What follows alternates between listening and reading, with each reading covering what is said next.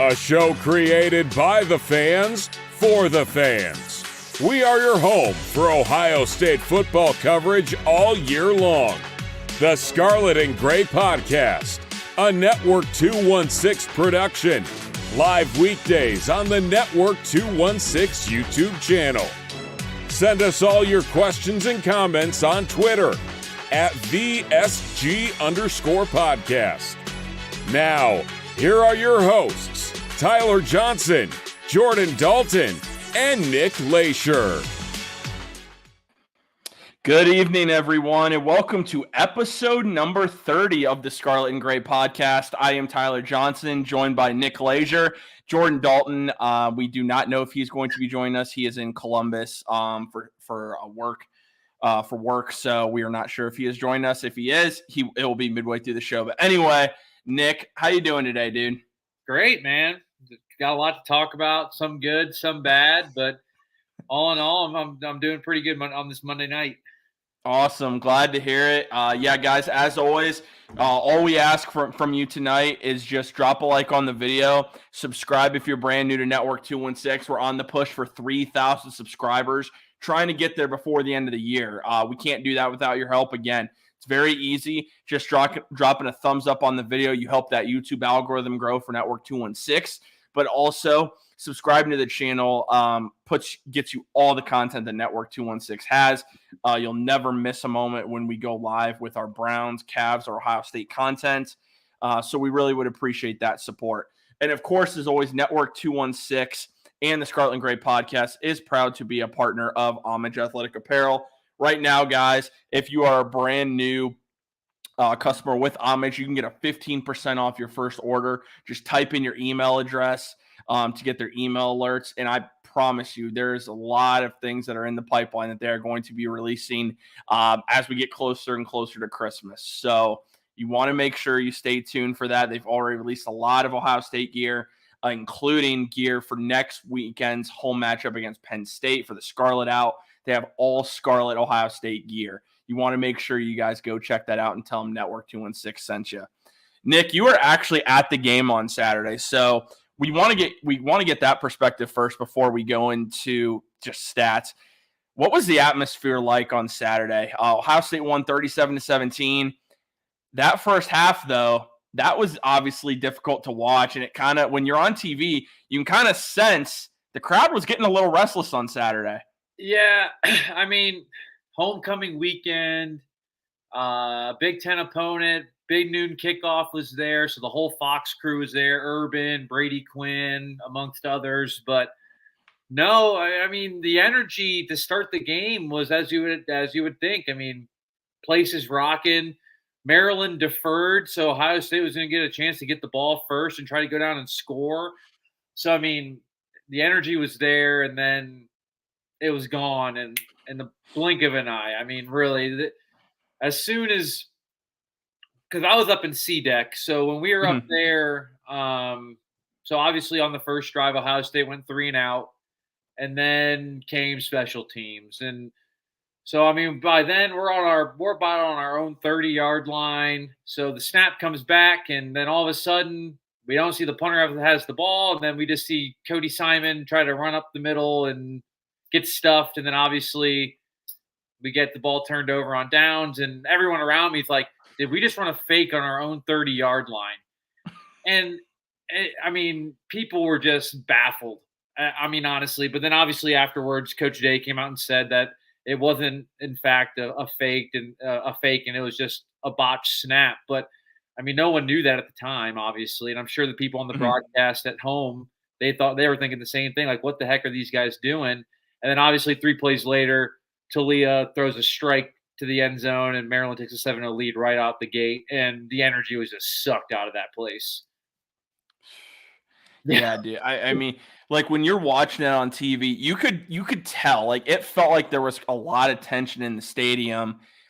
I'm curious about this just because we know now college is different than pros, obviously, but we know, being Browns fans, that if the offense doesn't get something going, they start to boo pretty quick. In Cleveland, it happens really quickly. Yeah. Did you hear any boos on Saturday when the offense was looking very, very underwhelming and very predictable in the first half? I don't know if we heard boos. I mean, you could definitely hear the groans of dissatisfaction, but I mean, they definitely. I don't think they were booing quite yet, but I mean, and I texted you and JD about it. There were people saying, "Oh, Devin Brown's on the sideline warming up. Oh, McCord, we should probably take McCord out, or they might need to switch at quarterback and blah blah blah." But I mean, obviously they shut all those guys up in the second half. But yeah, there was definitely it was very stressful in the first half, and I mean everyone felt that. So, but yeah, I don't think I heard any boos, but there was definitely a lot of unsettled Buckeye fans there. Oh yeah, I believe it. I believe it. And you talked about Kyle McCord and Devin Brown, so that leads us into the next segue. I'll read off some stats here. Kyle McCord in this game was 19 of 29, 320 yards, 11 yards per pass, 2 touchdowns, QBR of 81.9. So first off, you saw Kyle McCord in person. Yeah. What did you think of his performance? Now, it did not seem like when I saw in the telecast he had 300 yards, I'm like, he's throwing for 300 yards in this game. Yeah. What did you think of his performance on Saturday? Because there were, at least on social media, there were fans that were like, dude, we gotta get this guy out of here. It was, I would say his first half performance was just he was just super timid. He wasn't really he wasn't really trusting himself, and you could kind of tell because he was just very hesitant to just kind of let it go. And I mean, obviously, we saw that 2-minute drill at the end of the Notre Dame game. He was just letting it rip, and you saw that in the second half too. But I mean, there was just some easy throws that he just wasn't seeing, or I mean, the O-line didn't help him much in that first half. He had some guys in his face pretty often. I mean, in Maryland, they weren't really blitzing a whole lot. They were bringing 3 and 4. So I mean, that makes it even harder for McCord to find lanes as well because I mean, there's 7 guys in the defensive backfield. So it's like, there's just a lot of factors. But yeah, he just didn't seem to really trust himself. And the one throw that really sticks out to me, and I'm sure you were probably going to bring it up too, but I mean, that corner route to Julian Fleming. I mean, the dude is wide open. Like, nobody. He walks in backwards. I mean, he can backpedal into the end zone. He's scoring. Luckily, he comes back and makes a diving catch and able to bring it home, and then we score. But, dude, throws like that is what – I mean, it just makes me sick to my stomach. It's like, yeah, we scored eventually, but you'd like to just be able to score on that play right away because it was there. So, yeah, first half was definitely rough. Yeah, I mean – with Kyle McCord, I think the big thing is, and let's call it what it is, and this isn't making an excuse, but it's the reality. Ohio State couldn't run the football on Saturday. It was without TreVeyon Henderson, who we're going to talk about as well, being out for this game. That running game was non-existent. The offensive line could not get any push, and we're going to talk about Ryan Day as well because there are plenty to talk about with that. If a play isn't working, to just run it over and over again with no success is just mind-blowing. But the lack of run game, I think, really hurt Kyle McCord because it's like, okay, you don't have that to lean on. You have to go out yourself and perform. And I think in the first half, I don't know if everyone was just still on the bye or what on the offense, but that the entire offense just looked really discombobulated on Saturday. And I know we're going to talk about the play calling, but I mean, it just didn't seem to set anybody up for success. And I know we've talked about it in the past. It's like, dude, you had 62 yards of rushing in this game today. Well, on Saturday, and you know who didn't get any carries again? You still haven't seen Evan Pryor or Dallin Hayden. And I mean, and there was fans around me saying, why aren't we giving Hayden a shot? Because obviously Chip and even Mayan had zero impact in this game. He barely played again. After in the week leading up, Ryan Day's like, yeah, Mayan Williams is going to have a bigger, workload in this game. I think he had like 4 carries. And it's just like, I would have loved to see Dallin Hayden because if you remember last year against Maryland, he had a massive game because Travion was hurt, Mayan was hurt, so they had to go to Dallin Hayden, and he really performed. And he's yet to smell the field today. Dude, I don't know if there's more to it than what they lead on with some of these guys. I mean, we knew. So going into the game, for any Buckeye fan, we were not aware that Travion Henderson was even hurt whatsoever until we find out he's not playing, and we don't know why. And then with Dallin Hayden and Evan Pryor, there's got to be something that we don't know because it doesn't make any sense to me unless they're going to give these guys the backfield next year. And I don't know. I mean, it was all Chip Trainum on Saturday. Yeah. The thing is, I think he's pretty good, but the line just did him no favors. I mean, the guy he had 20 carries for 61 yards, 3.1 yards per carry, and 1 touchdown. Mayan only had 6 carries. Then Emeka Buka had your other carry. I mean, just brutal, man. Dude, I don't understand it. I really don't. Because I mean, obviously Chip and Mayan they're your downhill bruisers. Like those are the dudes 100%. You use. Those are the dudes you'd like to use in between the tackles. But what are we doing with them? We're running outside zone, and it's like the stretch plays weren't working. They weren't, and we just kept running them. If you're gonna run a stretch, put Evan Pryor in there. Heck, line up Xavier Johnson in the backfield. I don't care. You just gotta have some speed in the backfield. I mean, Chip's got it, but he's got to get going. Travion and Dallin and Evan, they got that speed right away, and you just didn't see it out of the backfield this week. Yeah, you just need that added dimension. That's what I talked about in Sports for CLE today when I was talking Browns is. Like, if you have another back, okay, he might not be the marquee name that fans are clamoring for, but you also have to provide a different look. Like, if you can provide that different look, the defense has to prepare for a whole other option. And especially the way Dallin Hayden played last year against Maryland, it really is puzzling, especially with no Travion Henderson, why he didn't play in this game. But one bright spot for the Buckeyes, and not that it's a surprise that this is a bright spot because, I mean, when you're the best player in college football, normally you're going to be a bright spot 12 times out of 10. And I said that because that's just how good he is. Marvin Harrison Jr. is just on another level than everyone else. I mean, this is a guy that you never would have guessed had an ankle injury, and he just looks like he's just dominant. I mean, in this game, 8 catches, 163 yards, 1 touchdown, 20.4 yards per catch. To me, it seems like when all else fails, give the ball to 18 and just let him do the rest. Yeah, 100%. And early on, they didn't even look at it, which is just beyond me. Because it's like, you get it to him later on in the game, but I think in that first quarter, you gotta at least throw it his way at least 5 times right away.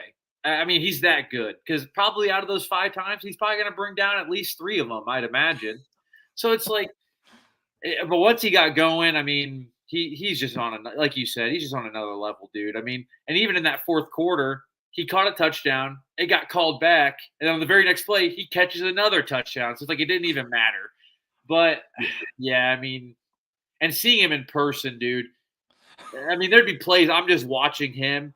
The way he runs routes and how he sets guys up and just his speed, he's on another level, and it's so much fun to watch.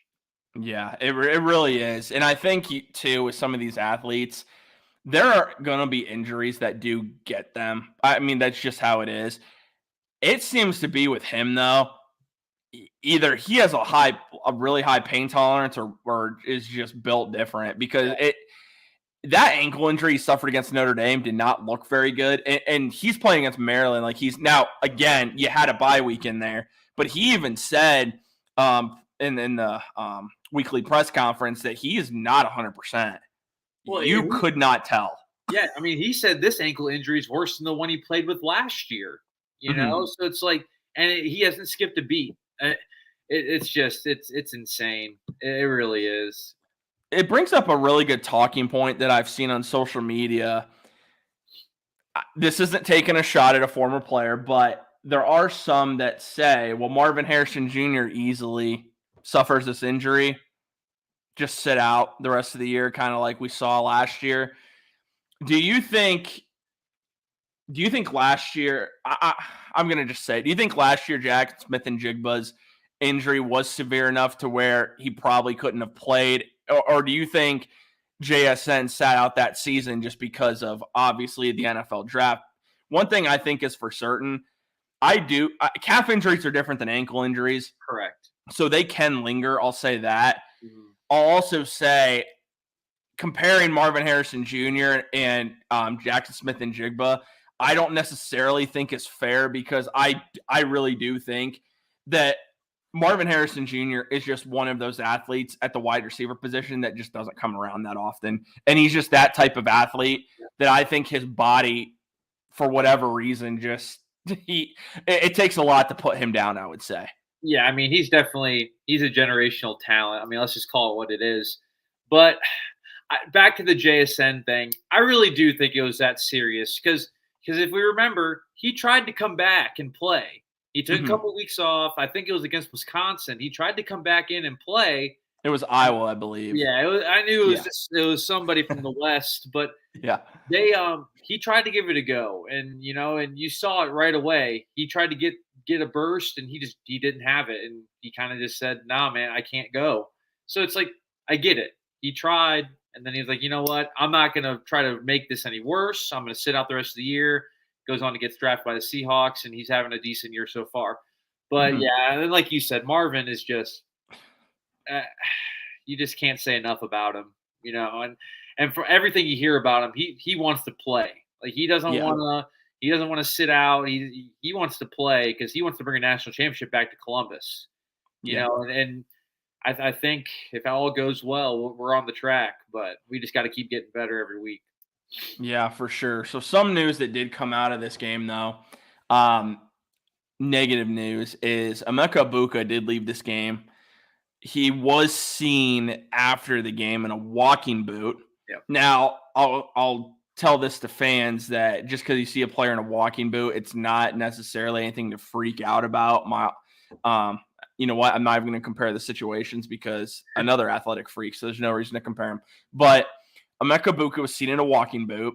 We have no update to this point on his status for this week, or any idea with his injury, because that's just not something that Ryan Day, for whatever reason, ever gives out information on. Yep. Are you a little bit worried about Emeka Egbuka's status, not only next week, but the rest of the season, considering he is in a walking boot, and when he was on the sideline, it looked like he was not walking very well at all? I mean, obviously, yeah. I mean, the answer is yes. Because, I mean, yes, you have Marvin Harrison, but from what the looks of it, he seems to be kind of the downfield, like, home run ball guy. Emeka's kind of been the safety blanket. Him and Cade Stover have been kind of the underneath guys that are running the crossing routes, that just find ways to get open when McCord needs them the most. But, so, I mean, obviously, if he's injured and it's serious, or if he's out a week or two, whatever, it's definitely going to affect the offense, because then obviously I saw Carnell Tate get some snaps late in the game. So maybe that would be an opportunity for him to kind of come in and kind of see what he can do as the true freshman. But without Emeka, I mean, that'd be a big blow, because not only is he wide receiver 2, but I mean, he does a lot of your punt returns and stuff like that. So it makes special teams a little dicey as well. But yeah, I mean, that'd be a loss for sure to the offense. Yeah, no doubt. I will say, what does come in handy is having 10 5-star wide receivers. But no, like you said, though, I think on returns is the big one, because now you do need to bring someone else in for that. But it would be a huge opportunity for Carnell Tate. Mm-hmm. And look who it is. Uh-oh. I'm on my phone. Can you guys hear me all right? Yeah, we can hear you, dude. Sound good. So nice polo. I love it. Looking all fancy. What we're talking about right now is, are you concerned with Emeka Egbuka's injury? He was seen after the game in a walking boot. I've said that when it comes to walking boots, you don't necessarily want to freak out about it, because players can be in a walking boot one day and practicing by midweek. At the same time, he did not appear to be walking very well on the sideline. Are you worried about Emeka Buka not only this week, but for potentially the rest of the season? Yes. I saw, and one of the things, Ryan Day is not very good about telling us about injuries, so we're literally not going to know his status until Saturday. Yeah. So I'm slightly worried. He's been the most consistent wide receiver other than Marvin, which Marvin's a superstar. But we've been able to get Ibuka ball, and it seems like McCord really likes throwing the ball to him. So I'm a little bit worried, but I think I kind of heard what you guys were talking about. Oh, with Carnell Tate getting some snaps, and our wide receiver room is so deep. I don't think it affects our offense as much as missing Marvin for the season would.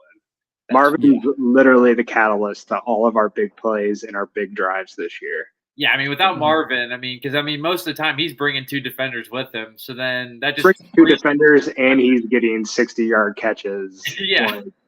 Easy money. So, I'm worried, but it's like it's one of those things. It's like we didn't even know Travion was hurt until Saturday morning.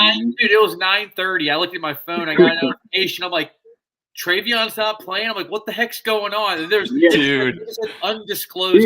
We recorded our show, talked about how good Travion looked last week, and then he just didn't play. Dude, with that whole thing, so that actually brings up a really good point. Really good conversation then. So which injury are you more concerned about? Are you concerned with Travion Henderson or Emeka Buka? For me, I think it's easy. This running game needs Travion Henderson. Right now. The running game's pathetic. Let's just call it what it is. And I'm not going to sugarcoat it. It's bad. It's bad. Especially when, have we gotten into that yet? Or what are you guys talking about so far? We basically talked about Marvin being awesome and McCord. Yeah, we talked about a little bit about McCord, but we haven't really even gotten into the beef. Now, which is obviously coming here like pretty quickly. But obviously Travion is definitely who I'd be most worried about because he's your RB1, dude, and he just brings a different dynamic to this offense. Yeah. No, I'm worried about him the most as well. Like, he is averaging – now, let's say this. He has had 44 carries. So, actually, Chip Trayanum has more carries than Travion Henderson, but keep in mind Travion didn't play this week. Travion Henderson is averaging 6.7 yards per carry. He's been fantastic. Also, Lavelle, go Bucks. Thank you for joining us tonight. You have to get Travion Henderson back. Now, I know that it was reported that he could have played and Ryan Day held him out precautionary. I'll be honest, I don't really trust Ryan Day at all when it comes to injuries. If he tells me someone could play this week, I don't know if I believe that.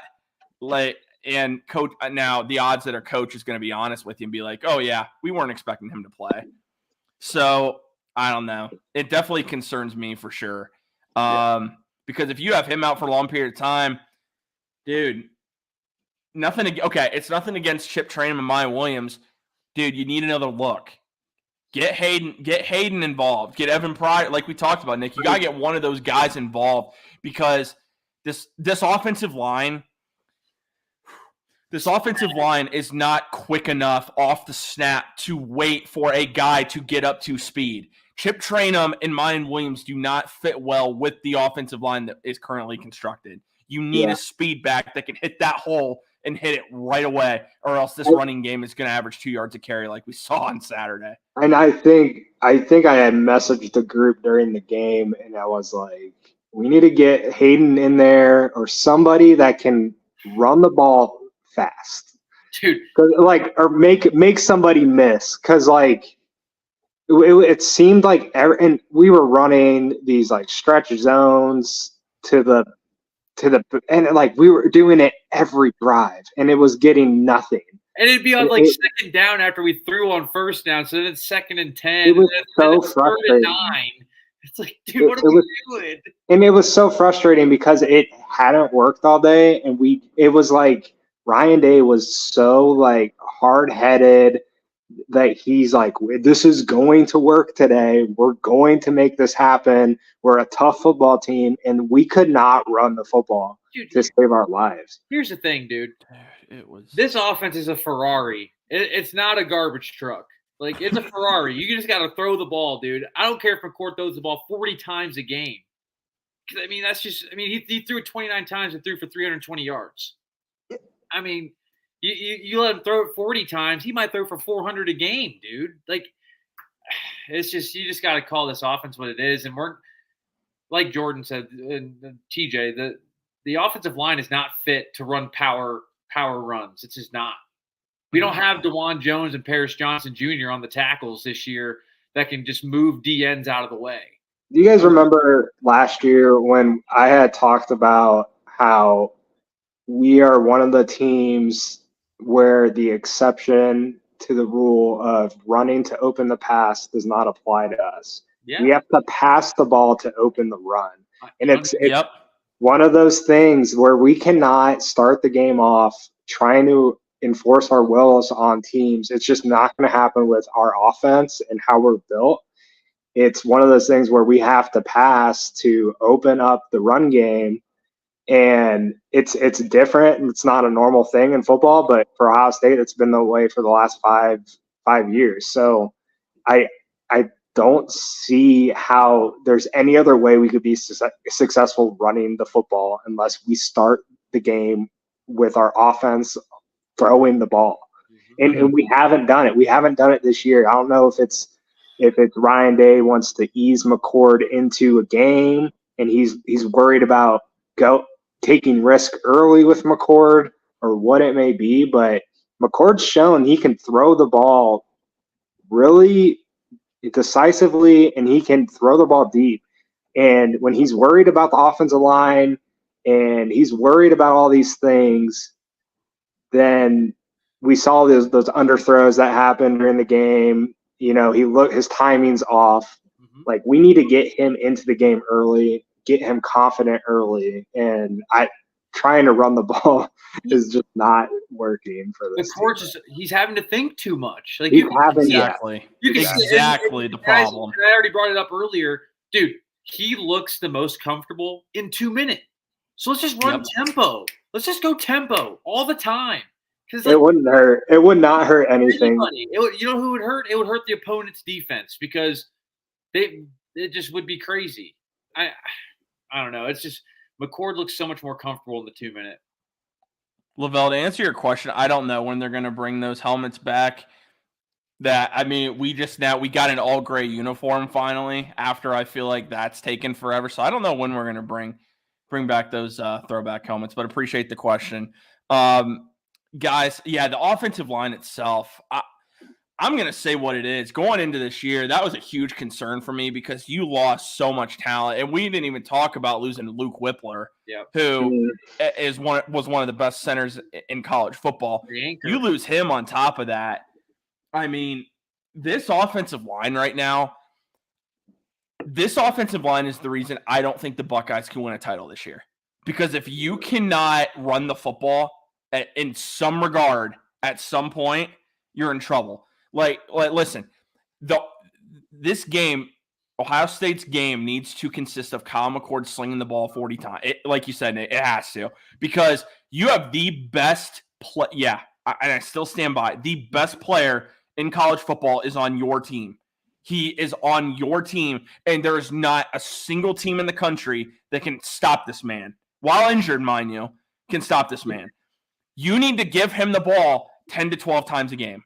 Marvin Harrison Jr. needs to get 10 to 12 receptions a game, and you just need to sling the ball.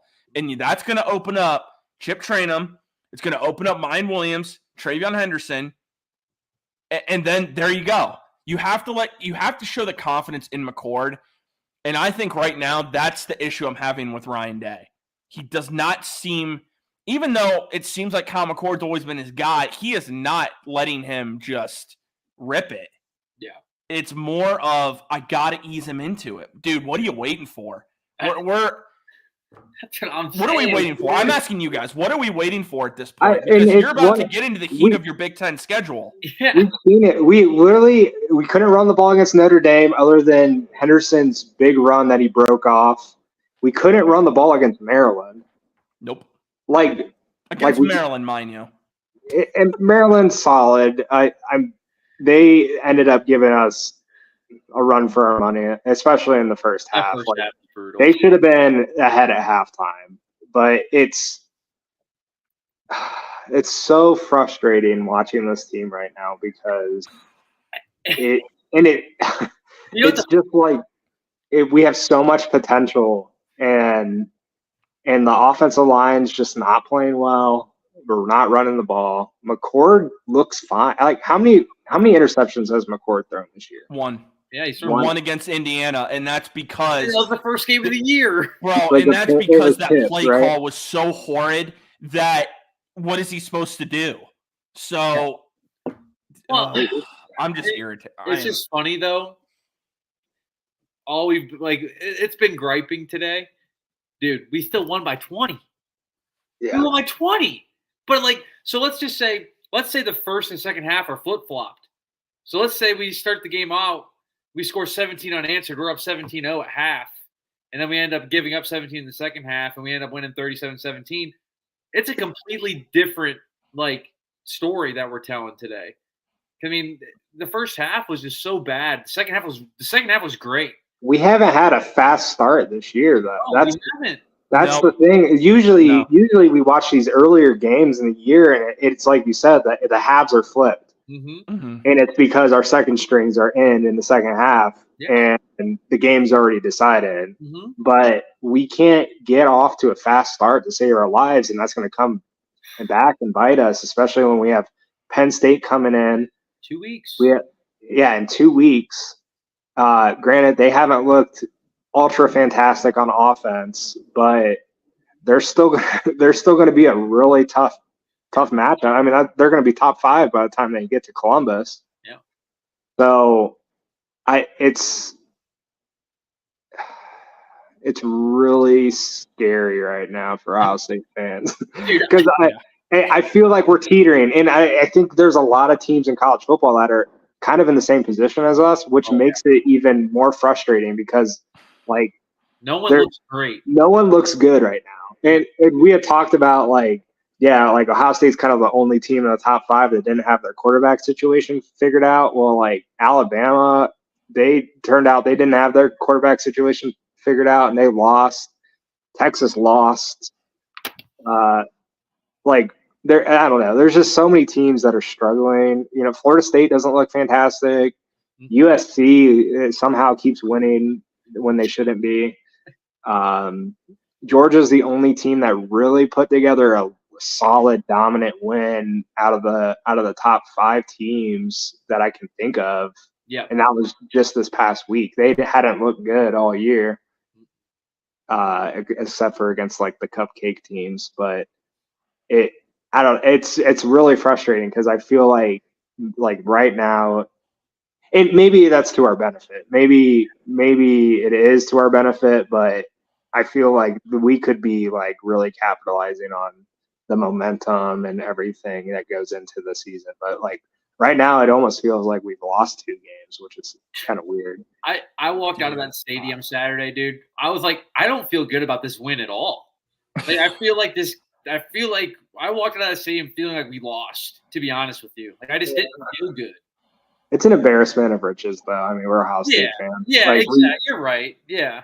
We can complain about being 5-0 and winning by 20. And good. I mean, Maryland's good, and that's why that's why I told people sitting all around me. I'm like, they're all mad because it was 10-10 at half, and I'm thinking, dude, Maryland is legit. I mean, they could win 8 games this year, 8-9 games easily. Yeah, I mean, they played Penn State and Michigan.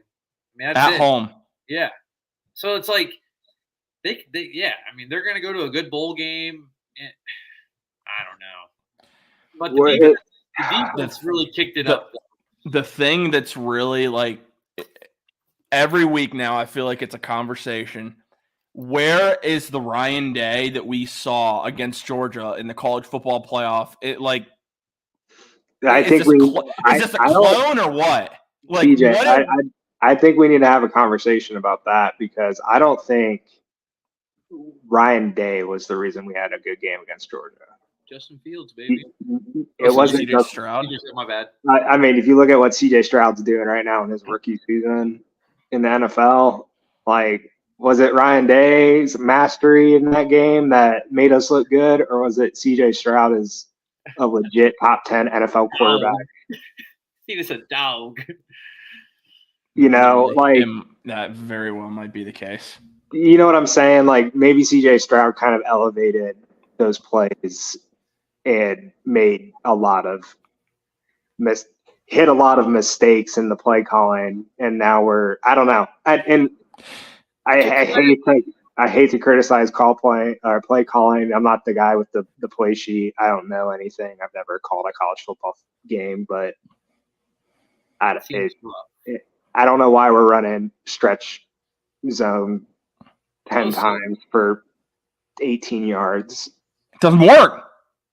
These linemen can't move. Like I will credit Ryan Day. He's a great quarterback coach. He's a great quarterback coach. In general, if you just take him as a head football coach, he's a great coach. Mm-hmm. He's a great motivator. But it's like you elevate Brian Hartline to your offensive coordinator. Just let him be the offensive coordinator. Let him do it. Just let him do the dang thing, man. Like, just let him do it. You elevated him for a reason. I don't know if it was just for the title to make him feel more comfortable. Like, we have a lot of faith in you, or it's like we have so much faith in you, but I'm gonna call the plays. Right. So it's like just let him do it. And I don't know if Brian Hartline's calling any plays at all. Or is it gonna? Yeah, and I would love to be able to ask that question. Yeah. It's like, what input does Brian Hartline have in this offense? What is his role as offensive coordinator on this football team? Because if it's head recruiter, then I mean, cool, but he could do that as a passing game coordinator. Like, yeah, like that could be the pass game coordinator. That would make sense, actually. I mean, he was sense. He was one of the best recruiters in college football as a wide receivers coach. So, like, I don't know if that is, indicative of Ryan Day considers himself offensive coordinator, or I don't know. And I would love to be able to ask that question. Yeah. Me too. So Brian Hartline actually was originally the pass game coordinator until he was promoted to offensive coordinator. So if I had to guess what his role is, it is similar, not trying to compare NFL and college, but it's similar to when an offensive coordinator in the NFL has the title of offensive coordinator. They normally are doing kind of like you mentioned, JD. Brian Hartline's also, of course, the wide receiver coach. But in this case, there are always going to be offensive coordinators that have that title but aren't the actual coordinator. Like they get some input, sure, but at the end of the day, it's the head coach that's making all the calls. And it's just gotten to the point. I mean, listen, if he wants to call plays, that's fine. But if you see, like, this is the thing. None of us are football coaches by any means, besides what we play on a video game. That's the only time we've ever acted like we've coached like football. But other than that, dude, if something doesn't work after the first 5 times of running it the same direction, word of advice, you're allowed to run something else. It's okay. You're allowed to run a different play because, believe it or not, maybe that play won't work that you run 50 times. If it's not working, run something else, dude. Against Notre Dame, I criticize him, okay? I'm doing it again here because this is more just he's going to lose us games. Ryan Day is going to lose us games this year because of his play calling. I'm telling you right now, it's going to happen unless he drastically changes his approach. Yeah, and I don't know. It's almost like he said to the team before the game, we're going to run this 20 times, whether it works or not. Yeah. And that might have been the case. He might have known that was a deficiency after the Notre Dame game. He might have seen it on film and was like, like offense, we're gonna have to do this. And he told the team, and that's the other thing. Like, we don't know going into that game what the game plan was, what they were trying to accomplish. So maybe that was just it. Like, maybe he told them, like, hey, we're doing this no matter what. Like, if we get 0 yards, if we get 5 yards of carry, like we're running this. Like, we need to be successful at this. But like, I like Joe Klatt's breakdown, or he was just talking about how the offensive line doesn't get off their double teams and to the next level on zone scheme. And it was just like the entire game, the linebackers are just like, whoop, tackle behind the line. Like, oh my God, dude. Every play. So, yeah, it was really frustrating to watch. But I will say the defense looked really good again. Dude. Yeah. Especially in the second half. 7 points in the second half. And it was on the opening drive. It was on the opening drive. They really settled into that game well. So I will take that as a positive and a win. And our kicker's kind of good, so that's awesome. Fielding. Yeah, he's good. I like him. My man Josh. So, Josh Proctor, this dude's been around forever. Yeah. I'm going to be real. I was surprised when he was named a starter because you brought in a transfer from Syracuse that was one of the more highly rated safety transfers coming in. That guy was projected to start. Proctor gets the nod over him. I mean, he has been – you could make the argument outside of Denzel Burke that Josh Proctor has been one of the most impactful Buckeyes on defense this year. He's been awesome.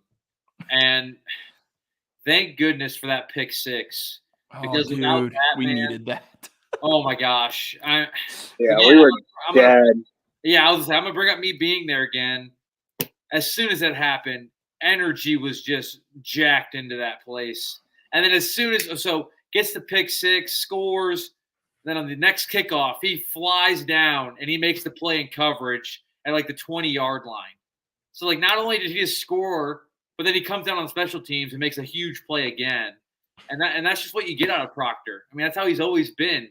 I mean, in years past, what have we known him as? He's just a dude that hits hard. Like, yeah, kind of sucked at coverage, kind of sucked at tackling, but he can hit. But yeah, I mean, if he gets a clear shot on you, he's gonna lay you out. But yeah, he's stepped up a lot. I mean, the safety room in general. Yes. Lathan Ransom has been a dog. Sonny, I guess you could call him a safety. I don't know why he's positionless. He's just a DW, defensive weapon. He's so good though. He made a big play on fourth. He made a big play again. Our interior D line, bunch of beasts. Yep. Joel Klatt did make a really good. So one of the things we talk a lot about is the not scoring points. Mm-hmm. And what he had said, it was that stat he dropped about us being third in the country, and or we are the third lowest in offensive possessions in the country, behind two teams, Michigan and Navy. And he said those two teams are low in possessions because they run the football a lot. Mm-hmm. And so they run a lot of time off the clock. He said the reason Ohio State was number 3 is because of how we run our defense. We keep everything in front of us. We try to limit those big plays. Mm-hmm.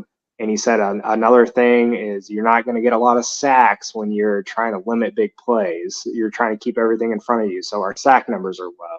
But our defense doesn't give up a lot of points, but we kind of allow these long drives, and then we get them on a 3 and out.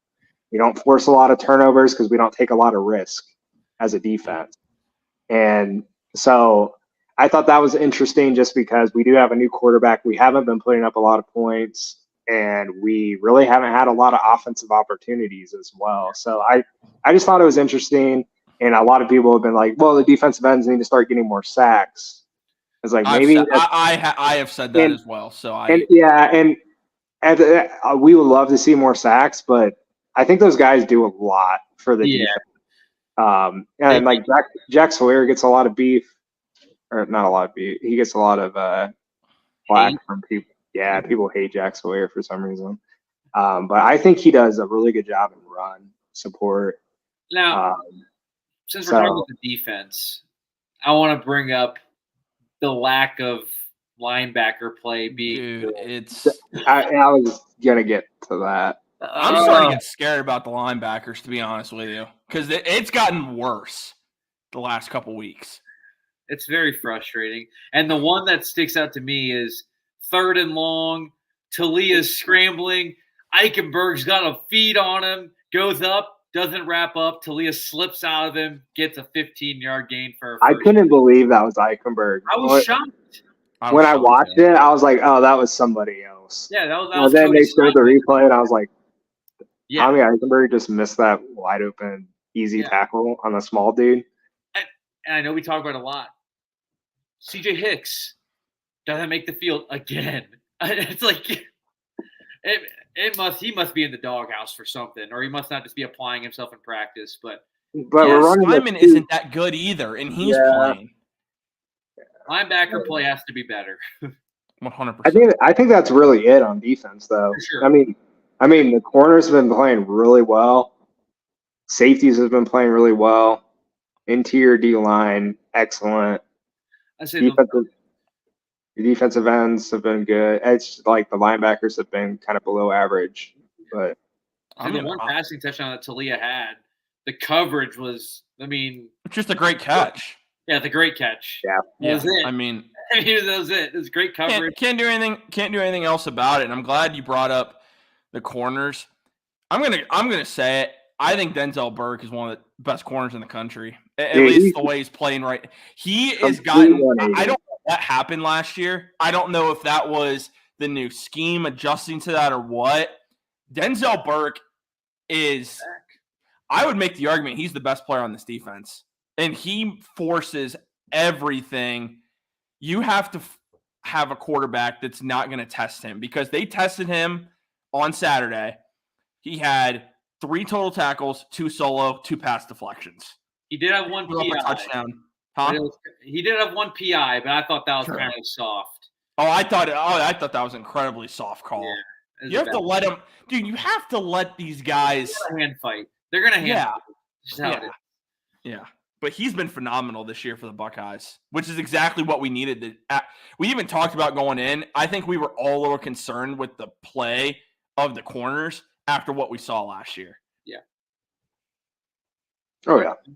100%. Who would agree? Regarding this game, because, of course, we do it every week, who are you giving a helmet sticker to on the offensive side of the ball and the defensive side of the ball? Nick, we'll go to you first, then we'll go to JD. Offensively, I'm just going to go the obvious. I'm just going to go Marvin Harrison Jr. That he made plays when you needed him the most. The 3rd and 33, when I'm thinking, oh my gosh, we are screwed here. And what's McCord do? Just drops it right in the bucket. Marvin taps his feet on the sideline somehow and makes the catch. So, yeah, Marvin Harrison Jr. on offense. Defensively, again, man, I like my boy Lathan. He played great again. Had a great interception in the second half. So I'm gonna go Lathan for my defensive sticker this week. Okay, JD, who do you got? I'm gonna go with Cade for my offensive sticker. I mean, he's been pretty good this year, and he had that big touchdown. He looked like a guy that really leads this offense, and if we can get him the football, it's pretty hard to stop with him and Marvin Harrison on the field. So he's my offensive guy. On defense, I think I'm going to go with Hall Jr. Okay. I think he played really well. Him and Tyreek Williams both killed it. but I think Hall just had a slightly better game, and he really made some big plays on Talia that really affected that second half. So I think I'm gonna give it to my boy. All right. So offense. I'm going to agree with you on Cade because I think that he's just been the model of consistency all year. And in this game, you needed someone other than Marvin Harrison Jr. to make a play for you, and that was Cade. And it came up at the time that we needed it most. So I'm giving it to Cade as well. On the defensive side of the ball, I'm going to give it to someone that I've wanted to see. I've been needing to see step up really all year long. I have talked about sack numbers because I think you still have to be able to sack the quarterback from time to time in order to consistently control games on the defensive side of the ball and to be a national title contender. I do believe you need that. But one thing that JT does is that he's also just brings so much energy to this defense. You look at 4 tackles, 1 solo, sack and a half. He was fantastic on Saturday. I've been waiting for him to have that type of – I think we all have after what we saw flashes from him last year. So it's been a long time coming for him, and I'm glad to see that he put it together on Saturday. So is there anything else you guys want to add from Ohio State and Maryland before we go through our top 25 for the week? Got to keep getting better, keep building. Purdue on the road is always kind of a sketch game for me, in my opinion. So that's going to be a fun game day preview because I'm curious to see the spread for that game. Oh God, I don't even want to know. But I don't know. Got to keep getting better. Yep, absolutely. Keep improving. All right, gentlemen. So now our top 10 for the week. JD, I don't expect, since you're on your phone, I don't expect you to have this like in your head, unless if you do. Georgia, Michigan, Ohio State. Who is 5? Florida State, Penn State 5. I have no idea who's after that. Okay. Nice. Okay, that works. That'll work. We got USC dropped to 9. Okay. Ooh, I got USC dropping out of the top 10. Oregon still undefeated, right? They're probably 6. Yeah. Miami sucks. Yeah, just take a knee, dude. One of the worst game endings I've ever seen in my entire life. I was so shocked. Why don't you take a knee? Just take a knee. You literally take a knee. You win the game, and you go. Your running back fumbles, and then you give up a touchdown 2 plays later. You have players on the sideline crying because they can't believe how stupid their coach is. And, yeah, so. Not good. Good job, Miami. Miami's back, right? They are so bad. Literally. All right, Nick. All right. Well, obviously, top 3 for me stay the same. Georgia, Michigan, Ohio State. All 3 teams took care of business. Georgia finally put one together. That kind of hurt a little bit. I thought my Wildcats were going to put up a little bit more of a fight than they did. Your B team. Oh, dude. I'm just going to touch on the game super quickly because UK fan. That's fine. By marriage. Kentucky was in that game in the first half. The score did not reflect how close that game was. There was so many dumb after the play. Just eat and Georgia Bulldogs. I'm like, what are we doing, guys? We want to lose this game on prime time at night with a chance to take out number 1. Dude, they took a 12 gauge to their own foot 6 times in that game. Literally. And Facts. Devin Leary, I don't know what the heck happened to that dude, but he's been the most inaccurate quarterback in the FBS, it feels like. Anyway, Georgia, Michigan, Ohio State. I got Oklahoma moving to 4. Oh, I forgot about Oklahoma. Yeah, big dub over Texas. Unbelievable finish. I mean, to go 75 yards in a minute 10 and take the lead, crazy game. And the good old Red River shootout. Penn State, I got 5. They obviously didn't play this week. Florida State, I got them at 6. They beat Virginia Tech 39-17, so they just taking care of business. Washington, Oregon, 7 and 8. They were both off this week too. I got Bama moving up to 9. Big win on the road at A&M. It's never easy to play there, no matter how good A&M is. And then obviously Jimbo over there, he's always trying to get dubs. So great win from Bama. I thought Milroe actually played pretty well. And then here's kind of my sleeper. I got Louisville at 10. No USC. USC at 11. North Carolina at 12. But I got Louisville at 10. Beat Sam Hartman. Picked him off 3 times. Like, I know it was at home, but Louisville's 6-0. I mean, they're undefeated. They're playing really, really well right now. So I got Louisville at 10. Okay. Did you? Fun fact: did you see Louisville has beaten a top 10 team 2 years in a row? And it was Last year it was Sam Hartman and Wake Forest. This year it's Sam Hartman and Notre Dame. Mm-hmm. Which is hilarious. They got his number. All right. I got same top 3, Georgia, Michigan, Ohio State. I'm with you. I got Oklahoma going to 4. That Oklahoma, it's amazing how good you can be when your quarterback stays healthy. Yes. Dylan Gabriel is a very good football player that a lot of people, I'm sure, really know who he is now. Where did he transfer from? He transferred from UCF. Yeah. Originally, he was supposed to transfer to UCLA. Got a call from Oklahoma. Went to Oklahoma instead. Is he a 6th-year guy or 5th year? I think he's 5th, but I'm not 100% sure on that. At UCF. Anyway, continue. Yeah. I got Oklahoma at 4. 5th, I got Florida State. Florida State's still right. To me, I still stand by this. I think they are right in the championship picture. I really do. They're still there. They're going to have the opportunity to run the table in the ACC. They're going to have some tough games coming up, but we'll see what happens there. At 6, I got Penn State. There's no reason for me to drop Penn State. It's going to set up, I think, though, a top 5 matchup coming to the shoe here because I think they're going to rank Penn State 5. I just think that's going to happen. I have at number 7, I have Washington.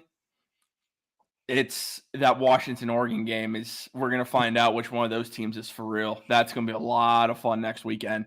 And, of course, that game takes place in Spokane. So I have to admit, I don't necessarily care who wins that game. It's just I'm expecting 40 points each in that game. Huskies. I mean, huh? I want the Huskies. I kind of do want the Huskies, but I'm just saying I don't really necessarily like. Bo Nix is 70 years old. Well, so is Penix, but true. Yeah, Penix is older. Bo Nix and Penix have both played for like 8 years in college. Penix is a better story though because that dude's overcome so many bad injuries. True. And then at 9, I'm gonna go with Louisville at 9. That win against Notre Dame, I was half tempted to pick Louisville in that game. I really was, but I didn't know enough about them to really I was like, I don't know enough about this team. That's why I went with Notre Dame. But Louisville is for real. It's gonna set up for them to have an opportunity. They got Miami coming up. They got North Carolina. They're gonna play Duke. They have an opportunity too. I'm telling you, one of these teams from the ACC is gonna get an opportunity at the college football playoff. It could be Louisville. It could be North Carolina. Florida State, Clemson, you're gone. You suck.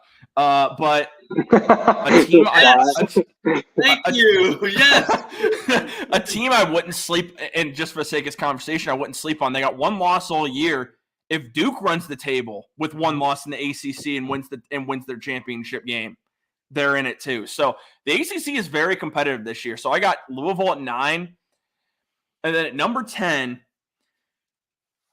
I'm going to go, okay, the reason I'm doing this, I think Texas is still very good. I do. You have 1 loss. Alabama, you have 1 loss. You know who doesn't have a loss?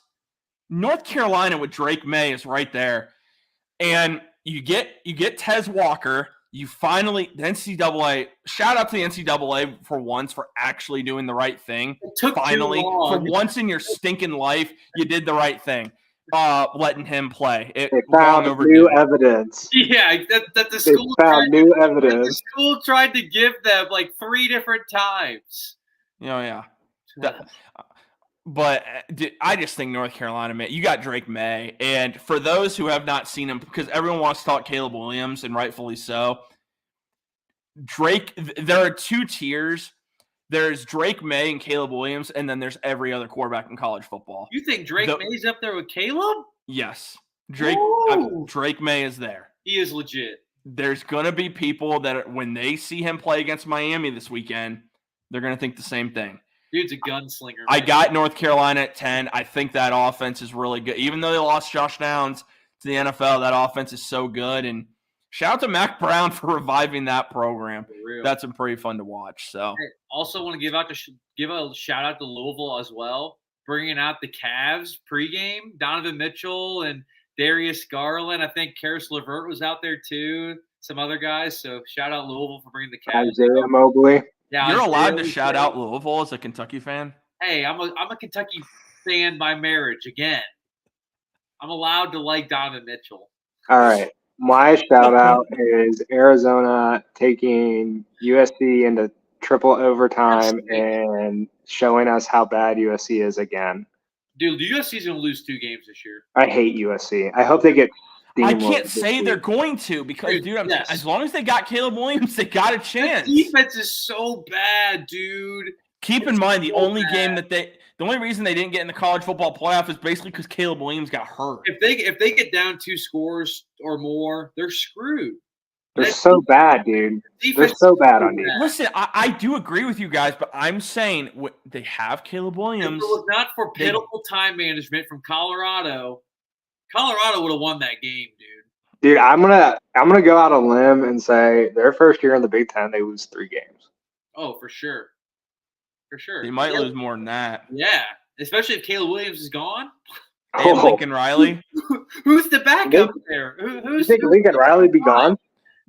Dude, I'm telling you, there's going to be I don't know who. There's going to be an NFL team that is going to throw the bag at Lincoln Riley to try to do a similar thing that we saw.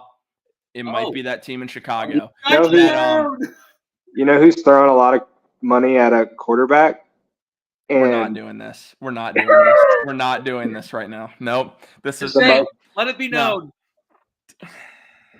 Cleveland Browns? The Cleveland Browns might be interested in a Lincoln Riley, Deshaun Watson pairing. I wouldn't be mad. Anyway, that'd be electric. That'd be electric. Anyway, we're talking. But anyway, yeah, USC is. They got some problems, but hey, at least they took one of Ohio State's former defensive coaches, and now he's a horrible coordinator. All right. Ooh. As we're wrapping things up, guys, anything else you want to add, either from the game or just around that you saw from college football this weekend? Peace, love, positivity. Everybody love everybody. We are not professional analysts at this moment. Do not criticize us on our opinion. I am not trying to get into an argument with somebody because they think I have an opinion that is wrong, because it's my opinion. I'm just saying freedom of speech. I'm just saying this is America. I can have an opinion on a football team. That's right. Everything's not. I can talk about Ryan Day's play calling. And I can talk about his record against ranked opponents and criticize it if I want. Correct. I just want to throw that one out there, and then we can clip it, and then we can put it on Twitter and say, as a disclaimer. It's my opinion. Just be nice to me, please. I try to be nice to you. We'll run this clip before every show as a disclaimer. Disclaimer. We are not professional analysts. We have no credentials. We have 0 credentials to back up our statements. We just like watching football and talking about it because it's fun. We enjoy it. Football's entertainment. Money rules the world. That's why college football is the biggest sport ever. So this is a perfect time. Max. Perfect time also. Just drop a like on the video because you need to hear that. Need to hear that from JD. People are watching and heard that rant. Drop a like on the video. Subscribe if you're brand new to Network 216 on the push to 2,300 subscribers. My bad, 3,000 subscribers. Jeez, losing my mind. Anyway, JD, just so you're aware, we did do the homage read at the beginning of the show. We don't have to cover that. Yep. But anyway, guys, thank you all for tuning into this episode of the Scarlet and Gray podcast, episode number 30. Ooh. Hard to believe it's been 30 episodes. Here's to 30 more. We will talk to you guys all again next week. And as always, go Buckeyes.